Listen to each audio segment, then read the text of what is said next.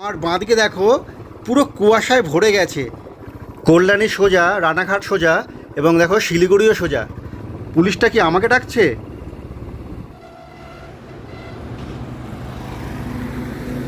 আমি এখন রাইড করছি জলঙ্গি নদীর ওপরে, বিজেন্দ্র সেতুর ওপর দিয়ে।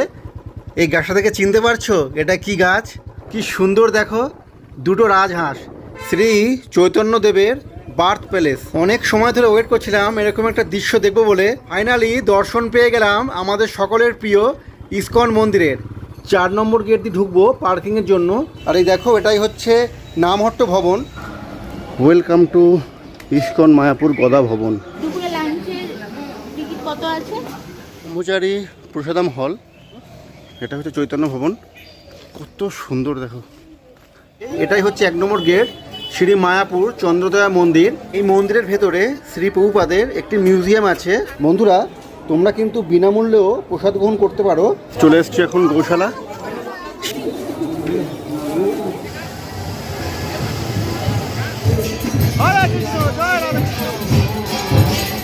জয় শ্রীকৃষ্ণ, সুপ্রভাত বন্ধুরা। রোড সানরাইজের আরও একটি নতুন ভ্লগে তোমাদের সকলকে স্বাগত জানাচ্ছি। আশা করি তোমরা সবাই খুব খুব ভালো আছো। আজকে আমি যাচ্ছি মায়াপুর রাধা মাধবের দর্শনের উদ্দেশ্যে। আমার বাড়ি থেকে মায়াপুরের দূরত্ব 103 কিলোমিটার, কিন্তু আজকে আমি মায়াপুর স্টে করব এবং আগামীকাল নবদ্বীপ হয়েই বাড়ি ফিরব। তো চলো বন্ধুরা, তোমাদের সঙ্গে দেখা হচ্ছে মোটো ব্লগিং সেট আপে।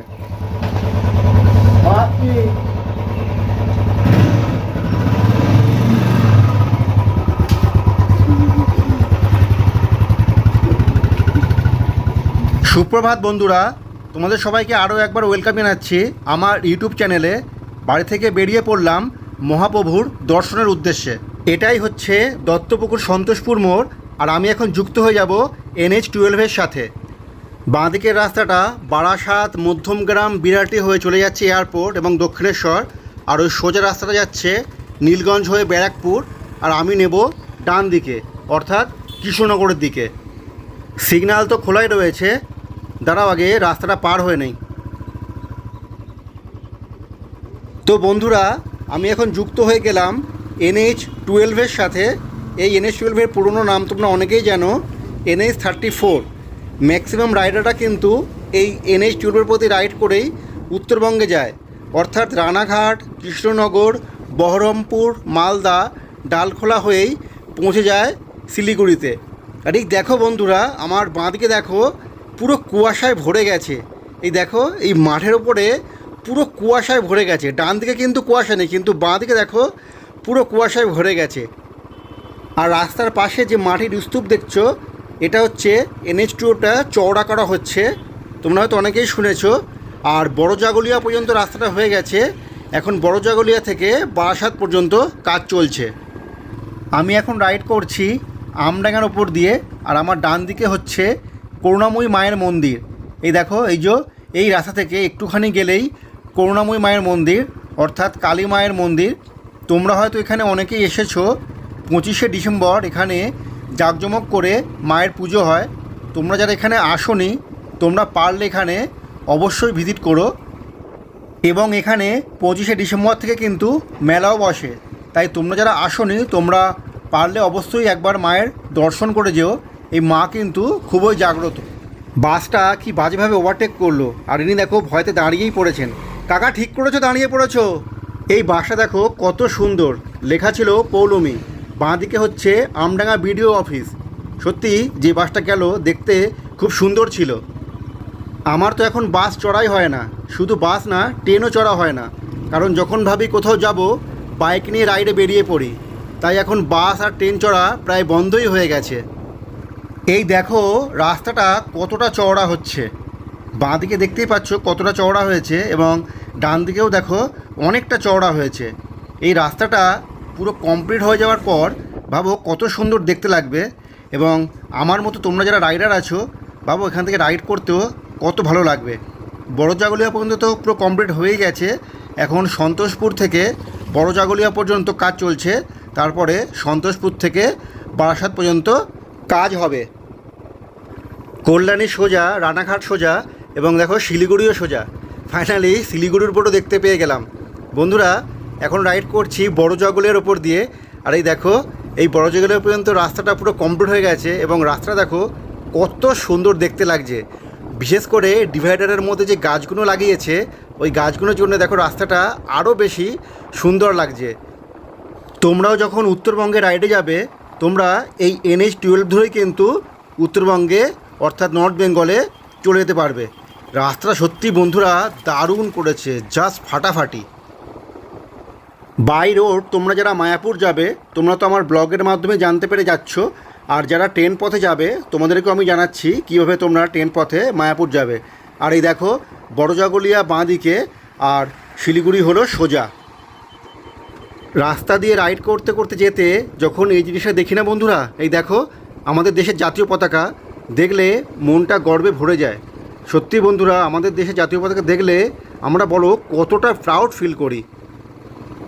বন্ধুরা তোমরা যারা হাওড়ার দিক থেকে ট্রেন পথে মায়াপুর যাবে তোমরা হাওড়া স্টেশন থেকে কাটোয়া লোকাল ধরে চলে যাবে নবদ্বীপ ধাম স্টেশন, ওখান থেকে টোটো করে চলে যাবে ফেরিঘাট বা বড়াল ঘাট, তারপরে নদী পেরিয়ে তোমরা সহজেই পৌঁছে যাবে মায়াপুর এবং ওখান থেকে পায়ে হেঁটে বা টোটো করে তোমরা সহজেই পৌঁছে যেতে পারবে আমাদের সকলের প্রিয় ইস্কন মন্দিরে।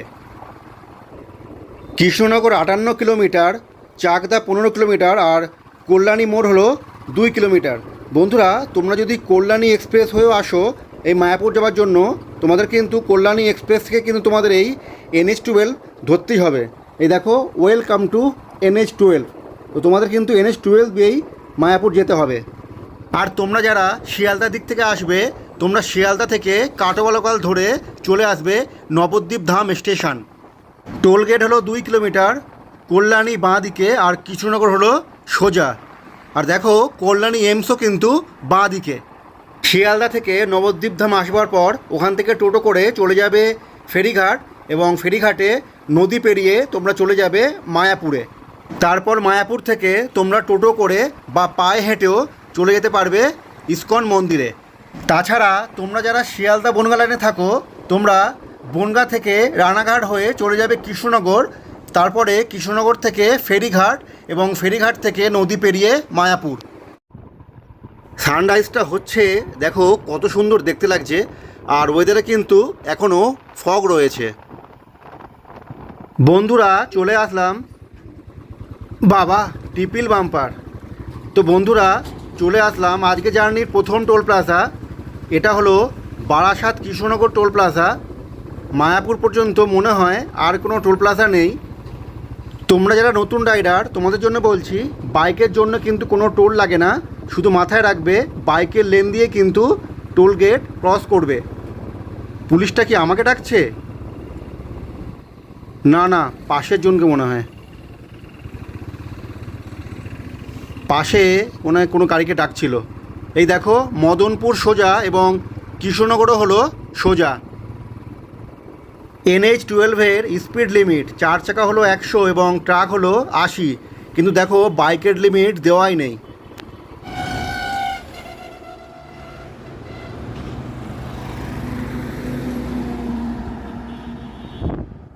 বন্ধুরা আজকে রুট প্ল্যানটা তোমায় জানিয়ে রাখছি।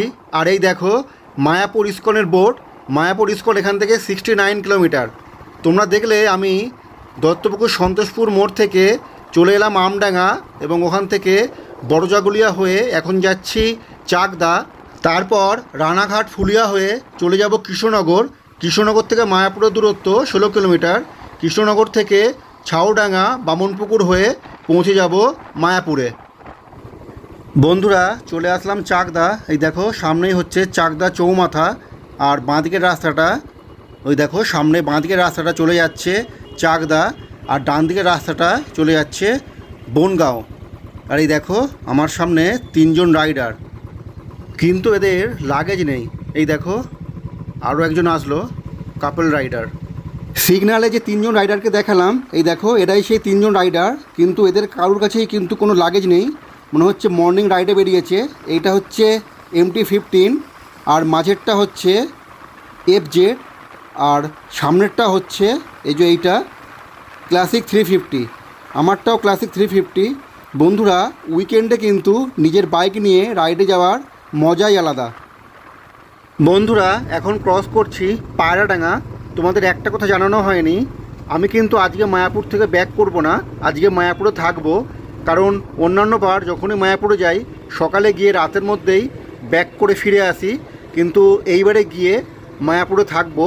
আর এই দেখো এখান থেকে ফুলিয়া 14 কিলোমিটার আর রানাঘাট হলো 5 কিলোমিটার। আজকে তো আমরা মায়াপুর থাকবো আর আগামীকাল নবদ্বীপ যাওয়ারও প্ল্যান রয়েছে। আর এই দেখো ডান দিকে হচ্ছে জিওর পেট্রোল পাম্প, শুনেছি নাকি জিওর পেট্রোল খুব ভালো হয়।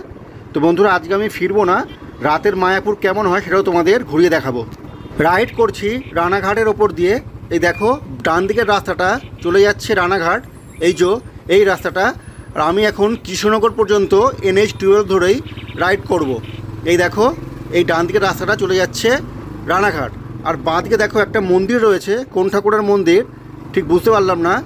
বন্ধুরা অনেকে তোমরা যারা বনগাঁ দিকে থাকো তোমরা কিন্তু বনগাঁ থেকে রানাঘাট এসে এবং এখান থেকে কৃষ্ণনগর হয়েও তোমরা মায়াপুর সহজেই চলে যেতে পারবে। ক্রস করছি রানাঘাট রেলওয়ে ব্রিজ, নিচেই হচ্ছে রানাঘাট রেল লাইন। বন্ধুরা বাড়ি থেকে প্রায় 50 থেকে 55 কিলোমিটার রাইড করেই ফেলেছি, অর্থাৎ অর্ধেক রাস্তা, এখনও অর্ধেক রাস্তা বাকি আছে। বন্ধুরা একটু চা খেতে ইচ্ছা করছে, কারণ চাটা তো আমাদের সবারই প্রিয়। চাটা খেলে নিজেকে রিফ্রেশ করে একটু এনার্জিটা বাড়িয়ে নেওয়া যায়। বন্ধুরা একটা গুরুত্বপূর্ণ কথা তোমাদেরকে জানাচ্ছি, আমার মতো তোমরা যারা রাইড করে থাকো তোমরা অনেকেই হয়তো এই জিনিসটা করে থাকো বা অনেকেই হয়তো করো না। যারা করো না তাদের জন্য বলছি, তোমরা কোথাও রাইডে যাওয়ার আগের দিন কিন্তু 6 থেকে 7 ঘন্টা কিন্তু অবশ্যই ঘুমাবে।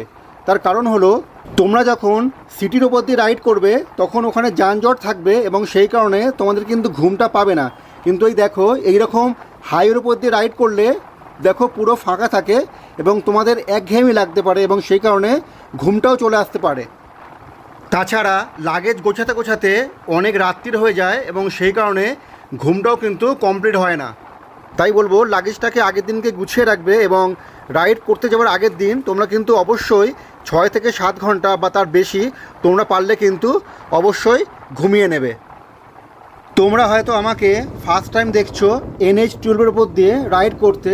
এই দেখো বলাগড় ঘাট এবং হাবিবপুর স্টেশন হচ্ছে বাঁ দিকে, আর এই দেখো সামনে একটা শিলিগুড়ির বোর্ড, শিলিগুড়ি সোজা এবং হাবিবপুর হচ্ছে বাঁ দিকে।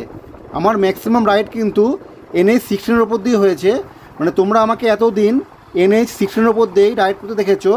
এই ফার্স্ট টাইম আমি NH-12 উপর দিয়ে রাইড করে মায়াপুর যাচ্ছি।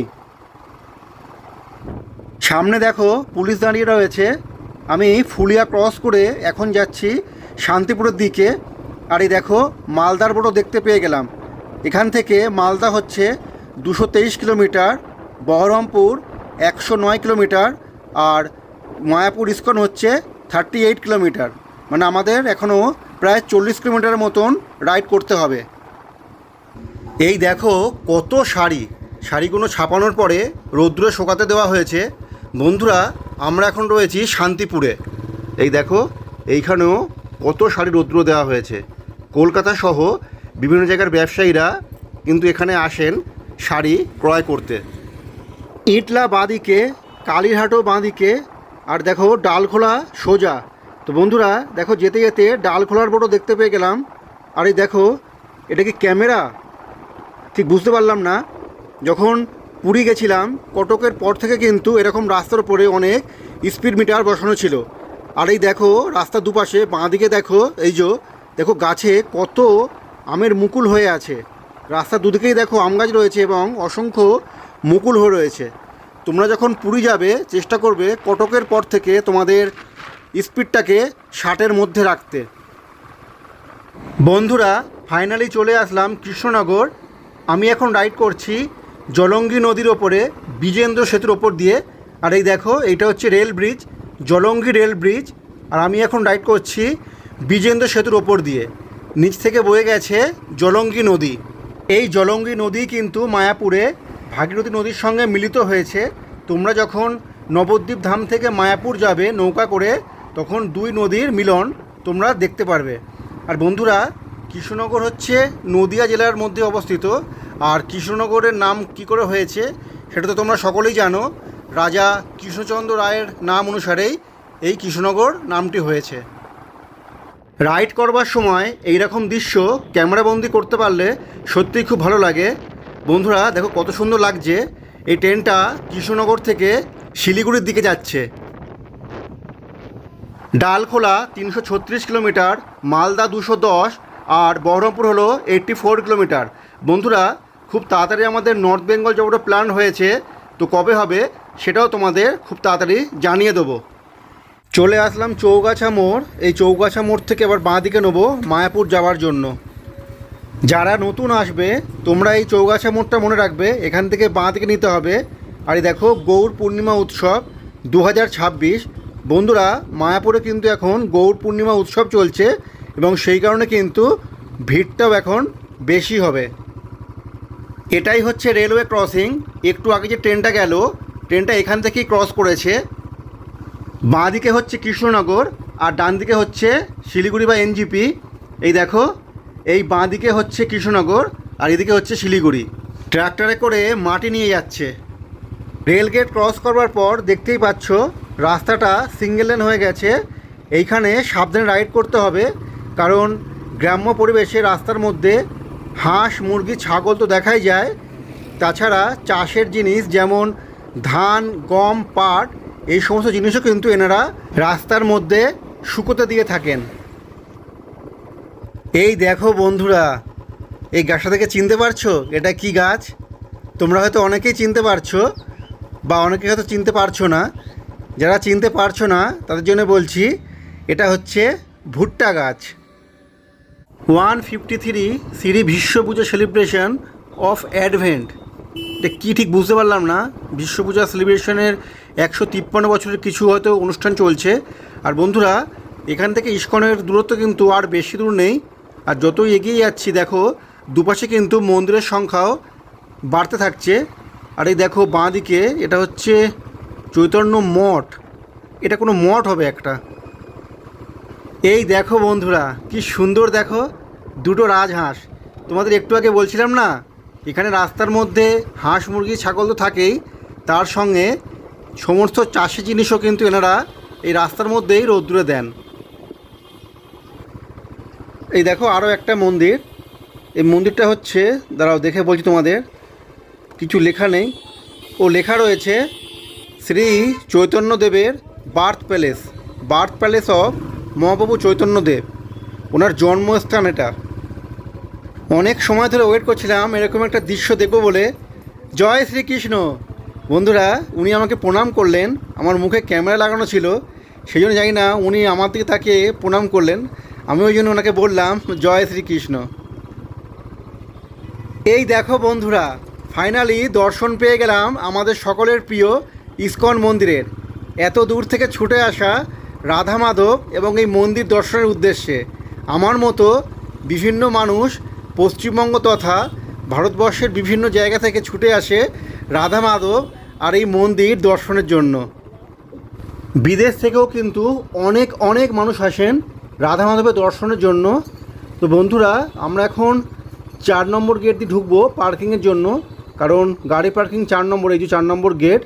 আর আমাদের কিন্তু রুম বুকিং করা নেই, আগে গিয়ে আমাদের রুমটা বুকিং করতে হবে।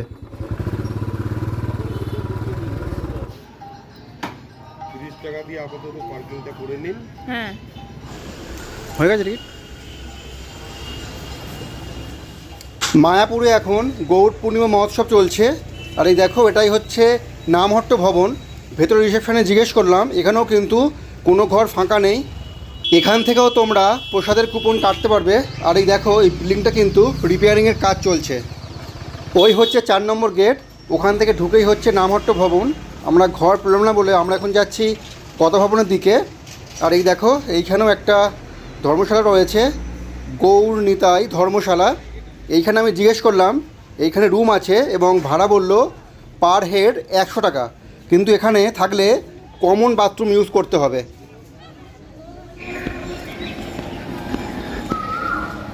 ওয়েলকাম টু ইস্কন মায়াপুর গদা ভবন। আর এই গদা ভবন থেকেই বাঁ দিকে নিয়ে এই দেখো এই হচ্ছে মায়াপুর ট্যুরিজম সেন্টার। এইখান থেকে সোজা গিয়ে চলো তোমার দেখাচ্ছি, এখানে কার পার্কিংয়েরও জায়গা রয়েছে। সোজা গিয়ে ওইখানে ওই বিল্ডিংয়ের নিচ দিয়ে একটা রাস্তা আছে, ওইখান দিয়ে গেলেই তোমরা ওই মন্দিরে চলে যেতে পারবে, এই চন্দ্রনারায়ণ মন্দিরে। তোমাদের টিকিট কাটতে হবে এইখান থেকে। এই যে দেখো লেখাই রয়েছে গদা ভবন প্রসাদাম কুপন কাউন্টার।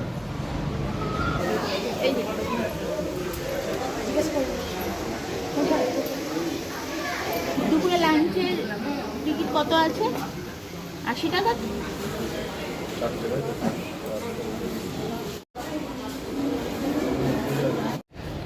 এই রুম বুকিং করতে চাও এইখানে এসে, তাহলে তোমাদের এইখানে সিঁড়ি দিয়ে ওপরে উঠে রিসেপশনে গিয়ে তোমাদের বুকিং করতে হবে।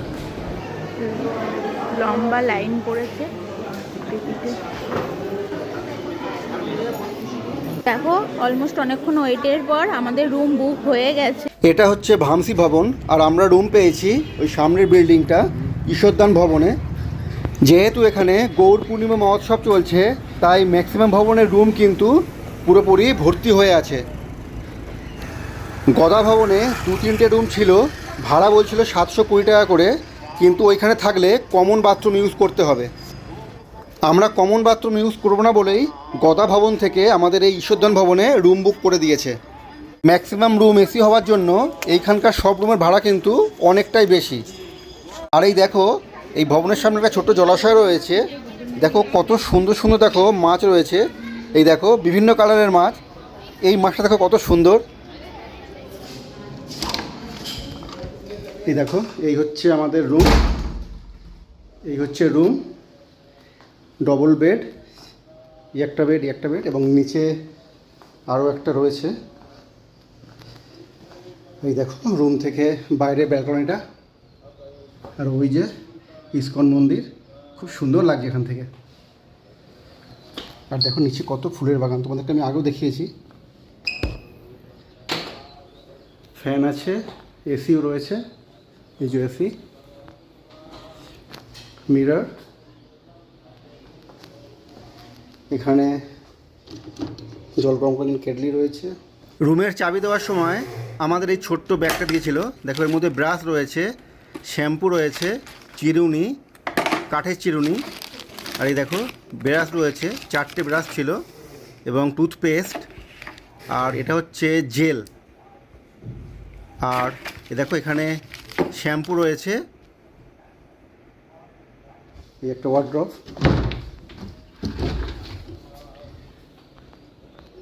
দেখো ব্ল্যাঙ্কেটও রয়েছে, পিলো, টাওয়েল,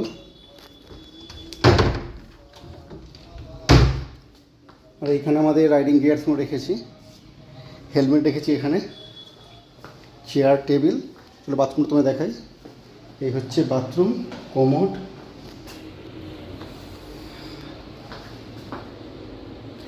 আর শাওয়ারের জায়গাটা হচ্ছে এখানে। এই দেখো এইটা হচ্ছে শাওয়ারের জায়গা, গিজারও রয়েছে, খুব সুন্দর রুমটা। এখানে জলও দিয়েছে। সব থেকে বড় তোমার একটা জিনিস দেখাচ্ছি, এই দেখো শ্রীমদ্ ভগবদ্ গীতা, জয় শ্রীকৃষ্ণ, খুব সুন্দর। এই জিনিসটা আমার খুব সুন্দর লাগলো, দারুণ দারুণ। তো রুমটা কেমন হয়েছে তোমরা কমেন্টস করে কিন্তু অবশ্যই জানাবে। এটা হচ্ছে ব্রহ্মচারী প্রসাদাম হল, এই দেখো এটা হচ্ছে চৈতন্য ভবন। সিঁড়িটা খুব সুন্দর, দেখো দুপাশ থেকে সুন্দর উঠে গেছে। আমি সবার কন্ট্যাক্ট নাম্বার আমি ডিসক্রিপশান বক্সে দিয়ে দেবো, তোমরা ফলো করে নিও। তোমরা যারা বুকিং করে আসতে চাও তোমরা সহজে বুকিং করে এখানে আসতে পারবে।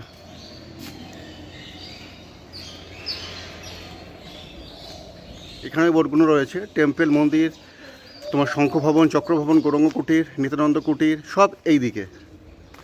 আর এইদিকে হচ্ছে চৈতন্য ভবন, গীতা ভবন, ভামসি ভবন, ঈশ্বরদান ভবন, সব এদিকে। তোমরা এই বোর্ডগুলো ফলো করলেই তোমরা খুব সহজেই এক পাশ থেকে অন্য পাশে চলে যেতে পারবে।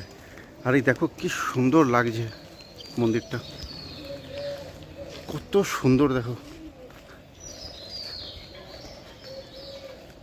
আমাদের সকলের খুব প্রিয় ইস্কন মন্দির বা চন্দ্রনারায়ণ মন্দির, খুব সুন্দর। বন্ধুরা সামনে 4 নম্বর পার্কিং গেট থেকে এগিয়ে আসলেই তোমরা এই গেটটি পেয়ে যাবে। এটাই হচ্ছে 1 নম্বর গেট, শ্রী মায়াপুর চন্দ্রদয়া মন্দির। এটাই হচ্ছে মেন গেট। আর এই দেখো ভেতরে কত ভিড় রয়েছে। আর এই যে মন্দিরটা তৈরি হচ্ছে এখনও পুরোপুরি কমপ্লিট হয়নি। চলো তোমাদের ভেতরে নিয়ে গিয়ে পুরো মন্দিরটা ঘুরিয়ে দেখাচ্ছি। অখণ্ড হরিনাম সংকীর্তন বা ননস্টপ হরিনাম সংকীর্তন ভবন এটা। এখানে 24 ঘন্টা ধরেই হরিনাম সংকীর্তন হয়। আর এই দেখো সামনে যে কাউন্টারগুলো দেখছো, এখান থেকেই তোমরা সমস্ত ভবনের মহাপ্রসাদের কুপন কাটতে পারবে। 1 নম্বর গেট থেকে ভেতরে প্রবেশ করেই তোমরা রাস্তার পাশে এরকম অসংখ্য দোকান দেখতে পারবে। আর এই দিকে একটু এগিয়ে আসলে তোমরা শ্রী প্রভুপাদের সমাধি মন্দিরের দর্শন করতে পারবে। কিন্তু এইটা ব্যাক সাইড, তোমাদের এই রাস্তা দিয়েই সামনে যেতে হবে তোমাদের মন্দিরে প্রবেশ করতে গেলে। চলো তোমাদের মন্দিরটাকে আমি দেখাচ্ছি কোন জায়গা থেকে প্রবেশ করতে হবে। I love Mayapur. বন্ধুরা, এটা হলো মায়াপুরের মুভি থিয়েটার। এইখানে 30 থেকে 40 মিনিটের শোয়ের মাধ্যমে প্রভুর জীবন কাহিনীর ভিডিও দেখানো হয়। আর এইখানকার টিকিটের মূল্য হলো 40 টাকা। বিনামূল্যে শ্রীল প্রভুপাদের পুষ্প সমাধি মন্দির দর্শন করুন। বন্ধুরা, একটু আগে তোমাদের এই মন্দিরটা আমি ব্যাক সাইড থেকে দেখাচ্ছিলাম, আর এখন চলে এসেছি ফ্রন্ট সাইডে। চলো তোমাদের চারপাশটা ঘুরিয়ে দেখাচ্ছি এবং একটা 360 ভিউ তোমাদের দেখাচ্ছি। এই দেখো, এইটা হচ্ছে চেকিং পোস্ট। এখান থেকে চেকিং করেই তোমাদের ওই মন্দিরে ঢুকতে হবে। তার আগে এই যে গাছতলায় দেখো ঘর আছে, ওখানে তোমাদের জুতো, ব্যাগ এবং মোবাইল জমা রেখেই তোমাদের মন্দিরে প্রবেশ করতে হবে। এই মন্দিরের ভেতরে শ্রী প্রভুপাদের একটি মিউজিয়াম আছে। ওই মিউজিয়াম যদি তোমরা দেখতে চাও তাহলে তার জন্য তোমাদের 15 টাকা টিকিট কেটে তোমাদের মিউজিয়ামে ঢুকতে হবে। এটাই হলো চন্দ্রোদয় মন্দির। নতুন মন্দিরটি এখন তৈরি হচ্ছে। প্রভুর বিগ্রহ এবং প্রভুর আরতি তোমরা এইখানেই দেখতে পারবে। চলে আসলাম গদা ভবনে প্রসাদ গ্রহণ করবার জন্য। এখানে প্রসাদ গ্রহণের সময় হচ্ছে 1টা থেকে 2:30 পর্যন্ত। তোমরা দেখেছিলে আমরা সকালে এসেই আগে কুপন সংগ্রহ করে নিয়েছিলাম। তোমাদের বিভিন্ন ভবনের কুপনের টাকার পরিমাণটাও জানিয়ে রাখছি। গদা ভবনে কুপনের মূল্য 80 টাকা এবং বাচ্চাদের 50 টাকা। নামহট্ট ভবনেও 50 টাকা। আর গীতা ভবনে কুপনের মূল্য হলো 60 টাকা। চলে আসলাম গদা ভবনের ভেতরে প্রসাদ গ্রহণ করবার জন্য। অনেকক্ষণ লাইন দেওয়ার পরে আমরা প্রবেশ করলাম। আর এই দেখো, এইখানে কিন্তু সেলফ সার্ভিস। বন্ধুরা, তোমরা কিন্তু বিনামূল্যেও প্রসাদ গ্রহণ করতে পারো অন্নদান ভবন থেকে, এবং তোমাদের অন্নদান ভবনটাও আমি একটু পরে দেখাবো। আর এখন মেনুতে কী আছে সেটাও তোমাদের দেখাবো। এই দেখো বন্ধুরা, এখান থেকে থালা দিচ্ছে। থালাটা নিয়ে সামনে থেকে প্রসাদ গ্রহণ করতে হবে এবং প্রসাদ গ্রহণের পর থালাটা নির্দিষ্ট স্থানে রাখতে হবে। মেনুতে রয়েছে ভাত, ডাল, সবজি, চানার একটা তরকারি, পায়েস, রুটি আর চপ।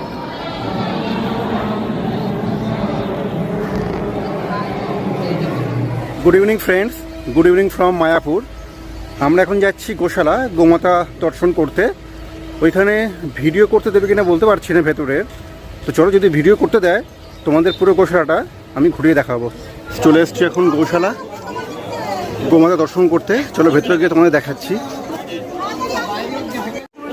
গৌশালায় কিন্তু কোনো প্রবেশ মূল্য নেই। আর এই দেখো, এই পাশে সিঁড়ি আছে, সিঁড়ি দিয়ে ওপরে যেতে হবে। সিঁড়ি দিয়ে ওপরে উঠে চলে আসলাম গৌশালাতে।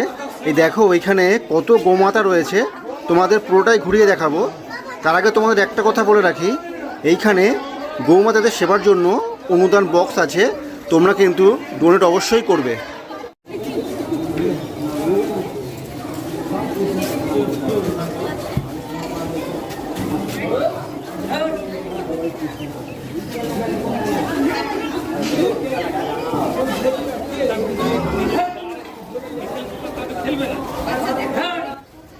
এই ছোট্ট বাছুরটা দেখো কত কিউট, কি সুন্দর দেখো।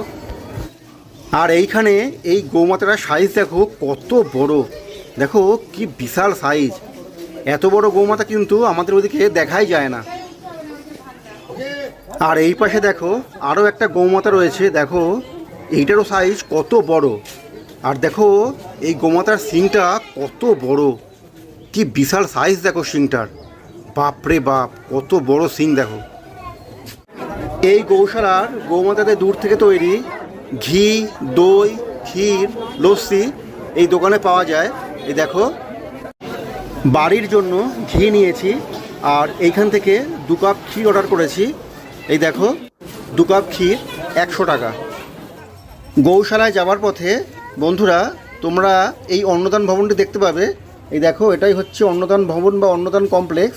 এইখান থেকেও কিন্তু তোমরা বিনা পয়সায় 4 বেলা প্রসাদ গ্রহণ করতে পারবে। সকাল 9টা থেকে 11টা, দুপুর 12টা থেকে 3টে, সন্ধ্যে 4টে থেকে 6টা এবং রাত্রির 7টা থেকে 9টা, এবং তোমরা এখানে দানও করতে পারবে। বন্ধুরা আজকে রাতে তো আমরা মায়াপুরে থাকবো এবং আগামীকাল নবদ্বীপ হয়ে বাড়ি ফিরবো। তো আজকে রাতে প্রভুর শোভাযাত্রা, প্রভুর আরতি এবং আগামীকাল সকালেও প্রভুর আরতি যা যা হয় সবই তোমাদের দেখানোর চেষ্টা করব। তোমরা যারা নতুন তোমরা চ্যানেলটাকে সাবস্ক্রাইব করে আমার পাশে থেকো। তোমরা ভালো থেকো এবং সুস্থ থেকো।